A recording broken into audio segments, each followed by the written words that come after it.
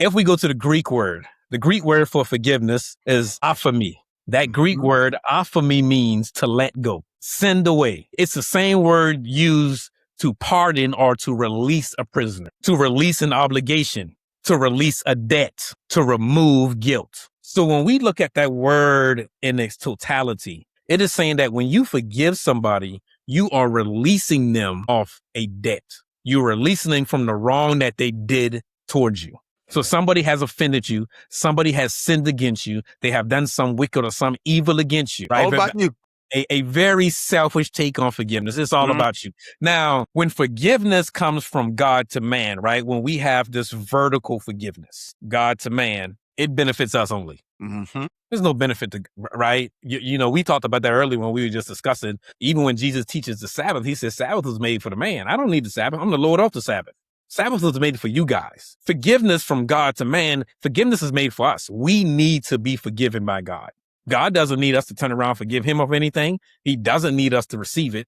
God doesn't need anything from us. We need something from God.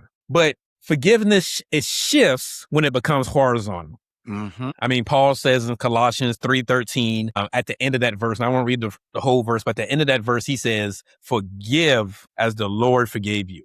So it's a command. So now we get to ask ourselves, well, how did God forgive us freely, unconditionally? No conditions on it. And so I think that's the first thing. I thought you asked for it though, Greg. Sometimes, but not all the time. And this is this is the kind of sticky dichotomy that gets us, right? Is yes, the Bible does tell us to forgive how God forgives. So how does God forgive? Well, in two strokes, because in Isaiah 43:25 and Jeremiah 31:34, God uses this language. He uses language, and I'm just paraphrasing, but he uses language that he forgives our wickedness, he blots out our transgressions, and he remembers our sin no more. So people would say, okay, so if you remember what people have done against you, then you hadn't truly forgiven them.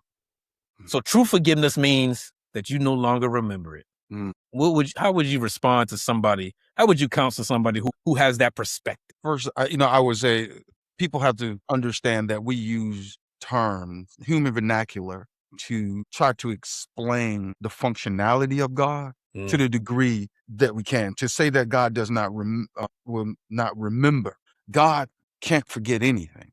He knows all things. He doesn't forget. So what is it talking about? He's talking about, I'm not going to hold that to your account. So watch this. This is critical now.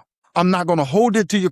I am not going to allow me remembering what you did to affect my behavior towards you. That's critical now. And a big one that I just thought about with Joseph and his brothers. He didn't forget what they did. That's right. But he forgave them on a godly level. How powerful is that? If you forget it, that means somebody erased your memory. That's not a good thing. Yeah. That's not good. I tell people if you forgetting stuff, that's a form of Alzheimer's called dementia. When on the day of judgment, when you stand before him, everything that he has forgiven in Christ Jesus for you, he will not bring it up, right? He won't bring it up and say, well, you remember? No, he forgave that in Christ. It's forgiven. He remembers it, right? He remembers, like you said, God will not forget. He's omniscient. He knows it all. He won't forget anything, but he doesn't hold it against you. And we have a bad notion of saying, well, we forgive people, but bringing it back up, continuing to hold it against people over and over and over and over again. Then we got the other bad notion, people saying, well, you need to forget that. Well, no, you don't. You don't need to forget.